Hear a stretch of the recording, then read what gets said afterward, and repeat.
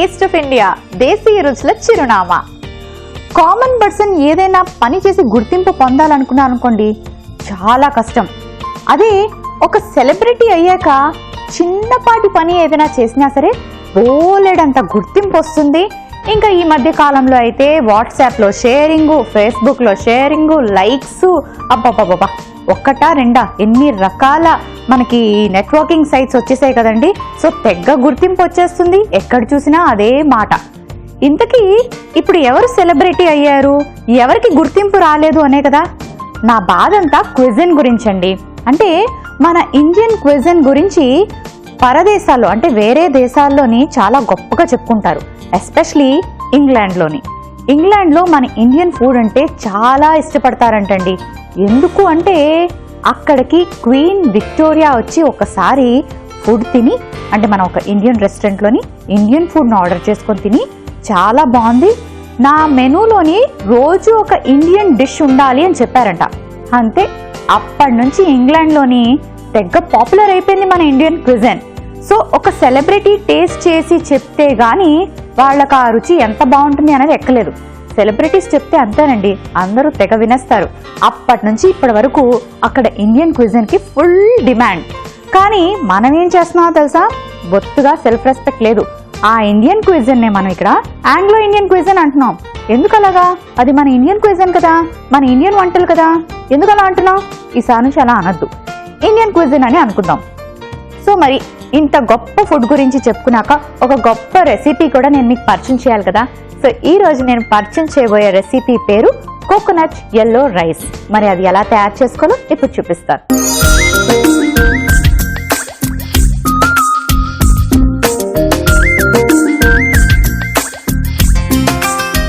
Coconut yellow rice. మీకు colour ఎక్కువగా బ్రైట్గా కావాలి అనుకుంటే కొంచెం ఎల్లో కలర్ యూస్ చేయొచ్చు. బట్ నేనైతే అలాంటి ఆర్టిఫిషియల్ కలర్స్ని సపోర్ట్ చేయను కాబట్టి కొంచెం కుంకుమ పువ్వులోని వాటర్ వేసుకొని కాస్త నానబెట్టి ఉంచుకుందాం. మనకు కాసేపటికి మంచి కలర్ వచ్చేస్తుంది. సాఫ్రాన్ ఇప్పుడు చాలా అందుబాటులో ఉంది కదండి, అన్ని చోట్ల దొరుకుతుంది కాబట్టి no worries. Okay, pan heat అయ్యాక కొంచెం ఆయిల్,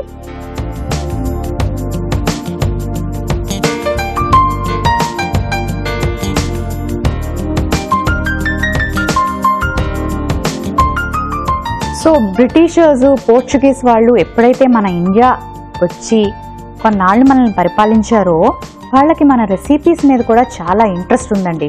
అందుకనే మన రెసిపీస్ని కొంచెంగా సాస్లు అవి వేసి మిక్స్ చేసి వాళ్ళకి తగ్గట్టుగా ప్రిపేర్ చేసుకొని, అంటే వాళ్ళ టేస్ట్కి తగ్గట్టుగా ప్రిపేర్ చేసుకొని ఒక క్విజిన్నే ఫామ్ చేసేసారు.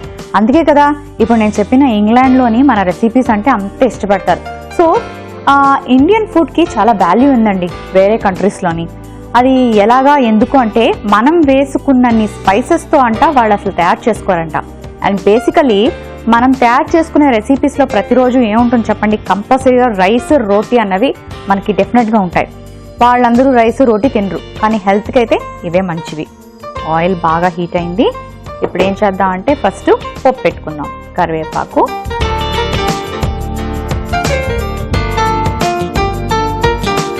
పచ్చిమిర్చి, ఉల్లిపాయ ముక్కలు,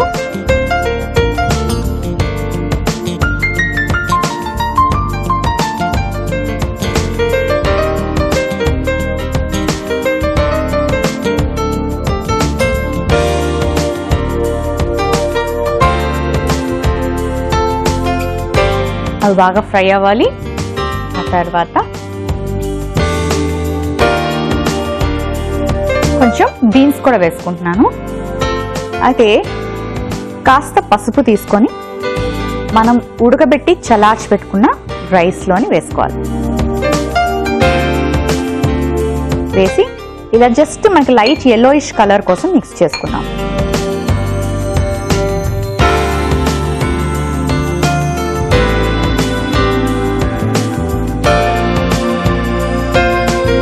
పులిహోరకు కూడా ఇలాగే కలుపుతాం కదా.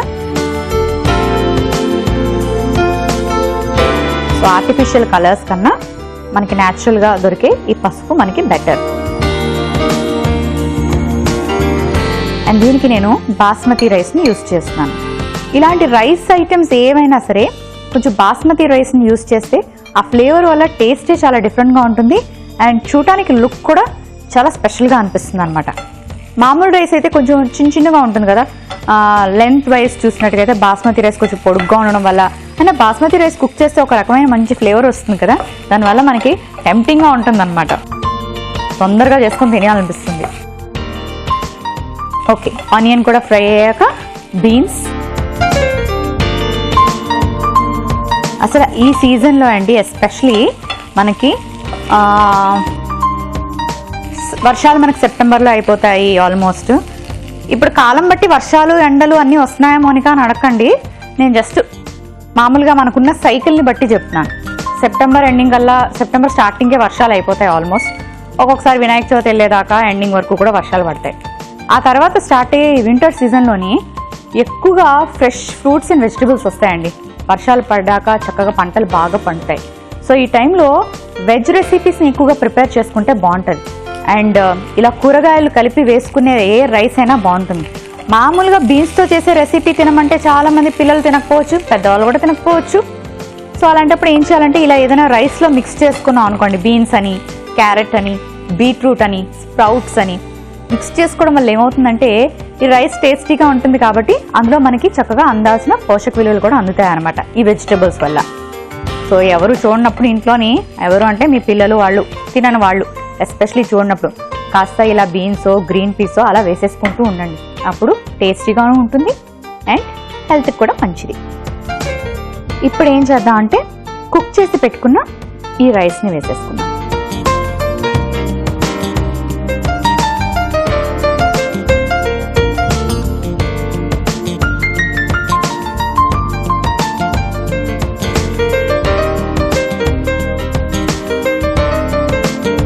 ఇందులో వేసుకొని రైస్ ఉడికించచ్చా, రైస్ ఐటమే కదా అని కూడా మీకు డౌట్ రావచ్చు. వద్దు, ఇలా రైస్ ఐటమ్ ఏది చేసినా సరే రైస్ని సెపరేట్గా ఉడికించి ఇలా మిక్స్ చేసుకోవడం వల్ల కొన్ని బెనిఫిట్స్ ఉన్నాయి. కిచిడి అయిపోకుండా ఉంటుంది, అంటే సాఫ్ట్గా, మరీ సాఫ్ట్గా అవ్వకుండా ఉంటుంది, ఎందుకంటే రైస్ ఉడికించి తీసేస్తాం కాబట్టి. ఇంతే కాకుండా పొడి పొడిగా వస్తుంది అనమాట. ఇప్పుడు సాల్ట్ వేసుకుందాం, మన రైస్కి సరిపడే అంత సాల్ట్.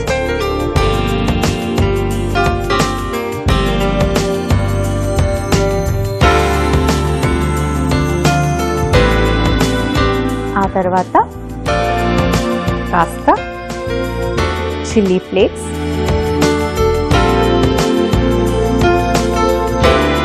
రైస్ని కూడా మొత్తం కుక్ చేయొద్దు, 70% కుక్ చేసుకోండి, ఎందుకంటే మళ్ళీ మనం కొబ్బరి పాలు వేసుకోవాలి కాబట్టి.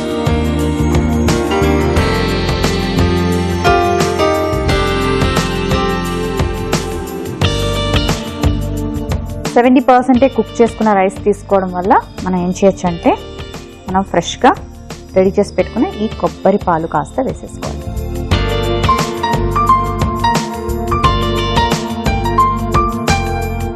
వేసుకొని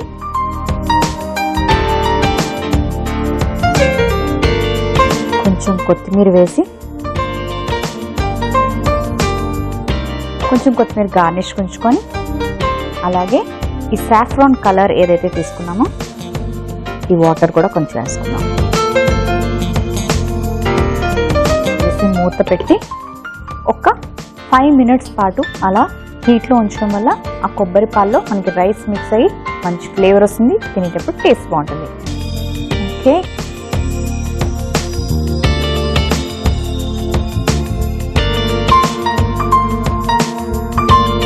సూపర్గా కుక్ అయిపోయింది.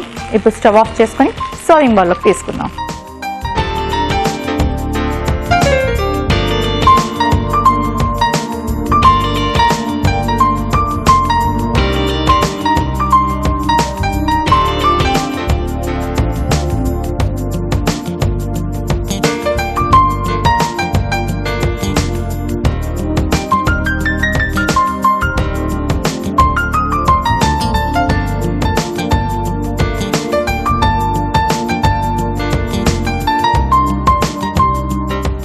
నేను బీన్స్ని కొంచెం చిన్న సైజులోని, మిరపకాయని కొంచెం పెద్ద సైజులోని కట్ చేసుకున్నాను. మీరు కూడా కట్ చేసుకునేటప్పుడు కొంచెం వేరియేషన్ ఉంచుకోండి, ఎందుకంటే బీన్స్ అలాగే పచ్చిమిరపకాయలు రెండు ఒకే కలర్లో ఉన్నాయి కాబట్టి అది అనుకొని తినేసాం అనుకోండి అన్నమాట. సో మరి చూసారు కదండి, కోకోనట్ ఎల్లో రైస్ రెడీ అయిపోయింది. మరి దీనికి కావాల్సిన పదార్థాలు, తయారీ విధానం మరొకసారి మీకోసం. కోకోనట్ ఎల్లో రైస్ కి కావలసిన పదార్థాలు: నూనె 2 టీ స్పూన్లు, కొత్తిమీర కొద్దిగా, chilli flakes 1 teaspoon, beans 1 cup, కరివేపాకు 4 ఆకులు, పచ్చిమిర్చి 4 ముక్కలు, కుంకుమ పువ్వు చిటికెడు, రైస్ 1 బౌల్, పసుపు చిటికెడు, కొబ్బరి పాలు 1 కప్పు, ఉప్పు తగినంత, ఉల్లిపాయ ముక్కలు 1/2 కప్పు. కోకోనట్ ఎల్లో రైస్ తయారు చేసుకునే విధానం: ముందుగా పాన్ పెట్టి నూనె వేసి అందులో కరివేపాకు, పచ్చిమిర్చి, ఉల్లిపాయ ముక్కలు వేసి బాగా వేయించుకోవాలి. ఉడికించిన అన్నంలో పసుపు కలిపి కాస్త బీన్స్ కూడా వేసుకొని ఆ అన్నం కూడా ఈ వేయిస్తున్న మిశ్రమంలో వేసి బాగా కలుపుకొని మగ్గించుకోవాలి.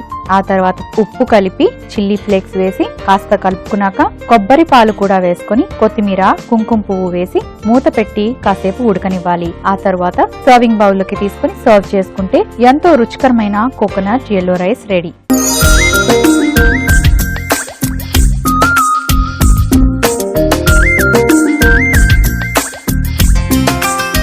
కోకోనట్ ఎల్లో రైస్ కి కావాల్సిన పదార్థాలు, తయారీ విధానం మరొకసారి చూసారు కదండి. సో మరి తప్పకుండా ఇదే స్టైల్లో ప్రిపేర్ చేసుకోండి. కాకపోతే దీన్ని ఏదైనా కాంబినేషన్లో తీసుకుంటే బాగుంటుంది.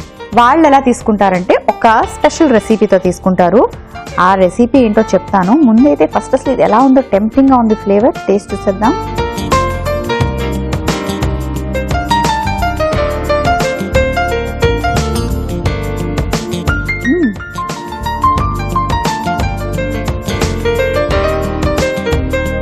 వాళ్ళు అసలు దీన్ని వేరే రెసిపీతో ఎందుకు కాంబినేషన్లో తీసుకుంటారు? ఇలా తీసుకుంటేనే చాలా చాలా బాగుంది. అసలు దీనికి వేరే కాంబినేషన్ అవసరం లేదు. ఇలా ప్లెయిన్గా తీసేసుకోవచ్చు అనమాట. చక్కగా బాక్స్లో పెట్టుకొని ప్యాక్ చేసుకొని తినొచ్చు. వేడివేడిగా అప్పటికప్పుడు చేసుకొని కూడా తినొచ్చు. సూపర్గా ఉంది. పచ్చిమిరపకాయలు బాగానే వేసుకున్నాను, కారకారంగా ఉంది. అండ్ చాలా తక్కువ ఇంగ్రీడియంట్స్తో చాలా ఫాస్ట్గా ప్రిపేర్ చేసుకోవచ్చు. కొబ్బరి పాలు మాత్రం ఫ్రెష్గా ఉన్నవి యాడ్ చేసుకోండి. ఓకే, సో మరి దీన్ని అయితే వాళ్ళు మీట్ గ్లాసీ అనే ఒక రెసిపీతో తీసుకుంటారంటండి. కాంబినేషన్ మీట్తో చేసుకునే రెసిపీ అనమాట. సో మరి వాళ్ళు చేసుకుంటున్నారు కదా, మనం ఎందుకు వదిలేయాలి చెప్పండి. అది చేసుకొని మరి ఈ రెండు ఎలా ఉంటాయో కూడా టేస్ట్ చేసి చెప్తాను. ఫస్ట్ అయితే ఇప్పుడు ఆ మీట్ గ్లాసీ ఎలా ఉంటుందో ప్రిపేర్ చేసుకుందాం.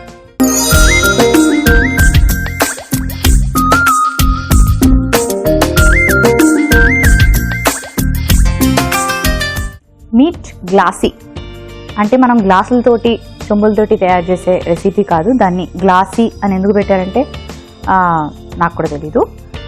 కాకపోతే మీట్తో తయారు చేస్తాం కాబట్టి మటన్ అయితే ఉడికించి రెడీగా పెట్టుకున్నాను. దీన్ని మీరు ఉడికించి రెడీగా పెట్టుకోవచ్చు, లేదా కుక్ చేసేటప్పుడే ఎక్కువ టైం బాయిల్ చేసి కూడా కుక్ చేయొచ్చు. 2 ప్రాసెస్లో మీకు ఏది ఈజీ అనిపిస్తే అది ఫాలో అవ్వచ్చు. నేనైతే కుక్ చేసిన మటన్ తీసుకున్నాను. ఆ తర్వాత ఏం చేయాలో ఇప్పుడు చెప్తాను. కొంచెం ఆయిల్,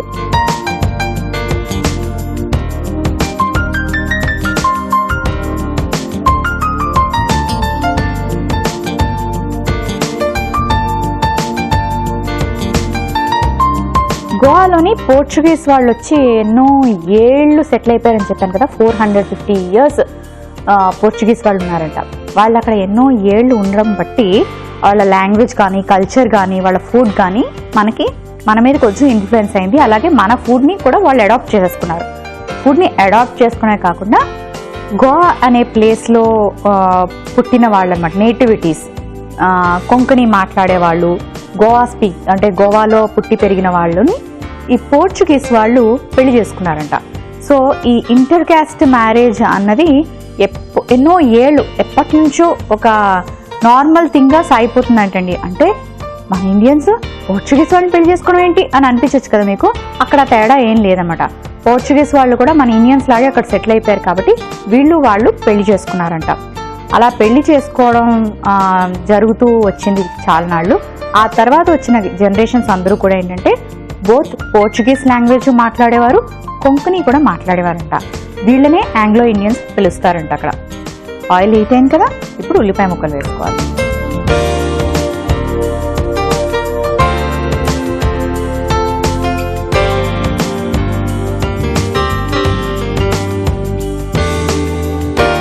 సో ఈ రకంగా మనకి గోవాలోని ఎంతో మంది ఆంగ్లో ఇండియన్స్ సెటిల్ అయిపోయారు. సో వాళ్ళు 2 కల్చర్స్ని ఫాలో అవుతూ ఉంటారు. ఒకప్పుడు పోర్చుగీస్ స్క్రిప్ట్ని ఫాలో అయ్యేవారు, అంటే లిపి. రాయడం చదవడం కూడా పోర్చుగీస్ లాంగ్వేజ్ని మన ఇండియన్స్ అక్కడ ఉన్న వాళ్ళు, గోవాలో ఉన్న వాళ్ళందరూ ఫాలో అయ్యేవారంట. కానీ ఇప్పుడు ఏమైందంటే గోవా చాలా చిన్న స్టేట్ అయినా సరే బీభత్సమైన టూరిజం అండి. అక్కడ అసలు టూరిజంకి పెట్టింది పేరు గోవా. మన ఇండియాలోని ఎవరినైనా సరే హాలిడేకి ఒక 2-3 రోజులు వెళ్ళి రావాలి అంటే గోవాకి వెళ్ళొచ్చుగా అంటారు. అదే మన అబ్రాడ్లో వేరే కంట్రీస్ వాళ్ళు కూడా ఇండియాలో ఒక మంచి ప్లేస్ చెప్పాలంటే గోవాకి వెళ్ళండి అని చెప్తారు అనమాట. అంత ఫేమస్ అయిపోయింది గోవా. సో ఏమైందంటే ఎప్పుడైతే డిఫరెంట్ కంట్రీస్ నుంచి పీపుల్ రావడం మొదలు పెట్టారో, అలాగే మన ఇండియన్స్ కూడా ఎక్కువగా అది టూరిజం ప్లేస్ లాగా ఆప్ట్ చేసుకున్నారో, ఇంగ్లీష్ అన్నది మ్యాండేటరీ అయిపోయింది. సో ఇప్పుడు గోవాన్స్ ఎక్కువగా ఇంగ్లీష్ మాట్లాడతారు, మరాఠీ మాట్లాడతారు, కన్నడ మాట్లాడతారు, అలాగే గోవన్ లాంగ్వేజెస్ ఏమైనా వాళ్ళకి అక్కడ లోకల్ లాంగ్వేజెస్, ట్రైబ్స్ లాంగ్వేజెస్ ఉంటాయి కదా, అవి కూడా కాస్తో కూస్తో మాట్లాడతారంట. కాకపోతే ఇంగ్లీష్ మాత్రం బేసిక్, అక్కడ కంపల్సరీగా అందరికీ ఆల్మోస్ట్ ఇంగ్లీష్ వచ్చి ఉంటుందంట. ఓకే, ఇప్పుడు పచ్చిమిరపకాయలు వేసుకుందాం. కారం కూడా ఉంది కాబట్టి కొంచెం తక్కువ పచ్చిమిరపకాయలు వేసుకుందాం. ఆనియన్స్ చూడండి లైట్ బ్రౌన్ కలర్లోకి ఎంత బాగా ఫ్రై అయ్యాయో. సో అవి ఫ్రై అయ్యాయి అంటే మనకి ఇండికేషన్ నెక్స్ట్ ఇంగ్రీడియంట్ వేసేసుకోవచ్చు మనం. కొంచెం కుక్ చేసిన మటన్ని వేసుకుంటున్నాను నేను.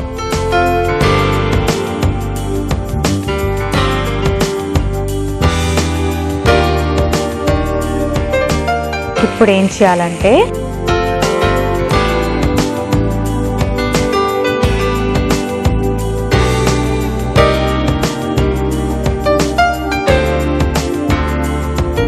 పసుపు,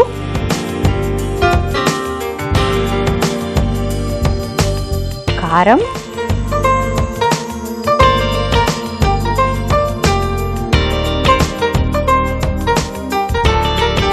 ధనియాల పొడి,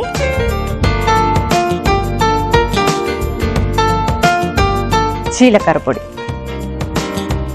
ఈ రెసిపీలో ఒక వెరైటీ ఉంది, ఏంటో చెప్పనా? జనరల్గా మనం కుక్ చేసుకునేటప్పుడు ఏం చేస్తామంటే ఫస్ట్ అల్లం వెల్లుల్లి పేస్ట్ వేసుకుంటాం. అంటే ఉల్లిపాయ ముక్కలు, పచ్చిమిరపకాయ ముక్కలు వేగాక, అయితే కొంతమంది టొమాటో వేస్తారు, లేదంటే అల్లం వెల్లుల్లి పేస్ట్ వేసాక టొమాటోలు వేసుకుంటారు. ఇది చాలా వెరైటీ అండి. ధనియాల పొడి, గరం మసాలాలు, ఈ జీలకర్ర పొడి ఇవన్నీ ఏం చేస్తామంటే మనం లాస్ట్లో వేస్తాం, అంటే అల్లం వెల్లుల్లి పేస్ట్ కుక్ అయ్యాక. కానీ వీళ్ళు అలా కాదు, ఇవన్నీ ముందు వేసుకొని ఆ తర్వాత అల్లం వెల్లుల్లి పేస్ట్ వేసుకుంటారు.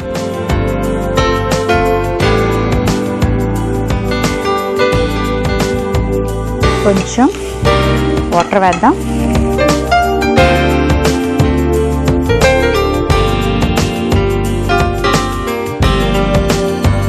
ఆ తర్వాత ఏం వేయాలంటే టొమాటో,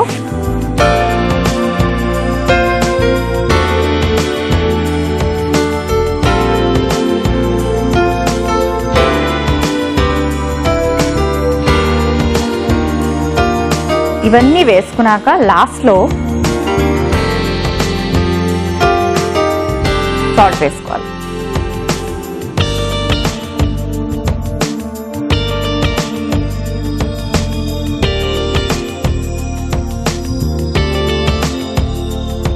అలాగే కొంచెం తేనెనా వేసుకోవచ్చు, లేదా మన దగ్గర ఏదైనా ఫ్రెష్ ఫ్రూట్ ఇంట్లో కట్ చేసుకున్న ఫ్రూట్ ఉంటే ఆ ఫ్రూట్ పీసెస్ అయినా వేసుకోవచ్చు. నేనైతే కాస్త తేనె వేసుకుంటున్నాను. తేనె అలాగే సరిపడనన్నే నీళ్లు వేసుకోవాలి. సో రెండు మిక్స్ చేసి వేసేస్తాను.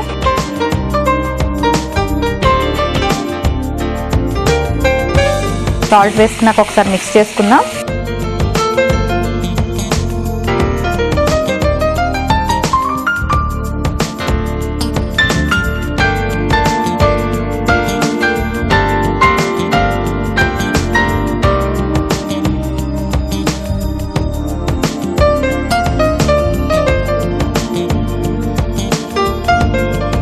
ఇప్పుడు మూత పెట్టి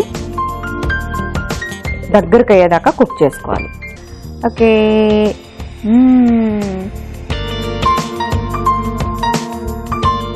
దగ్గరికి అయిపోయింది. టొమాటోస్ బాగా కుక్ అయిపోయి, సో ఇప్పుడు డిష్ అవుట్ చేసుకుందాం.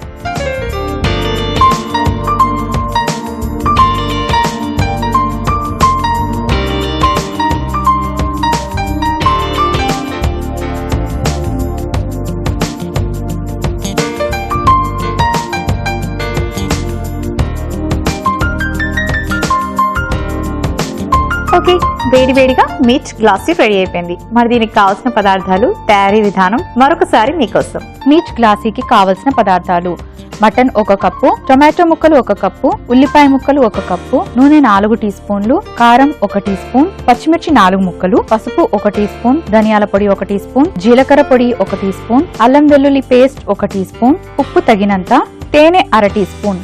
మీట్ గ్లాసీ తయారు చేసుకునే విధానం: ముందుగా పాన్ పెట్టి నూనె వేసి ఉల్లిపాయ ముక్కలు వేసి బాగా వేయించుకున్నాక పచ్చిమిర్చి, ఉడికించిన మటన్, పసుపు, కారం, ధనియాల పొడి, జీలకర్ర పొడి వేసి బాగా కలుపుకొని అల్లం వెల్లుల్లి పేస్ట్, టొమాటో ముక్కలు, తగినంత ఉప్పు వేసి బాగా కలుపుకొని ఆ తర్వాత కాస్త తేనె కూడా వేసుకొని కొంచెం నీళ్లు వేసి మూత పెట్టి దగ్గరకు అయ్యేదాకా ఉడికించుకోవాలి. సర్వింగ్ బౌల్లోకి తీసి సర్వ్ చేసుకుంటే ఎంతో రుచికరమైన మీట్ గ్లాసీ రెడీ.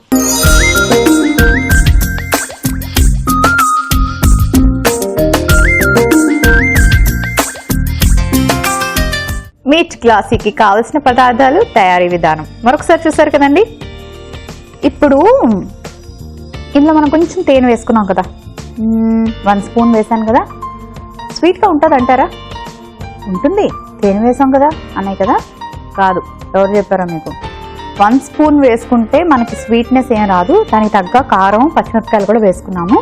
అంటే మనం పులుసులు చేసుకునేటప్పుడు, కొన్ని రకాల కూరలు చేసుకునేటప్పుడు అందులో కాస్త బెల్లం కూడా వేస్తాం. అప్పుడు ఎలా ఉంటుంది? స్వీట్గా ఉంటుందా? లేదు కదా, ఒక డిఫరెంట్ ఫ్లేవర్ వస్తుంది. ఇది కూడా అలాగే డిఫరెంట్గా ఉంటుంది. నేను ఆల్రెడీ ట్రై చేశాను, బాగుంది కాబట్టి మీకు టేస్ట్ చూపిస్తున్నాను. సో మరి ఇప్పుడు కాంబినేషన్లో ఒకసారి తింటే బెటర్ కదా. కొంచెం గ్రేవీ తీసుకొని ఇలా ఇలా ఇలా మిక్స్ చేసుకొని దీన్ని కాంబినేషన్లో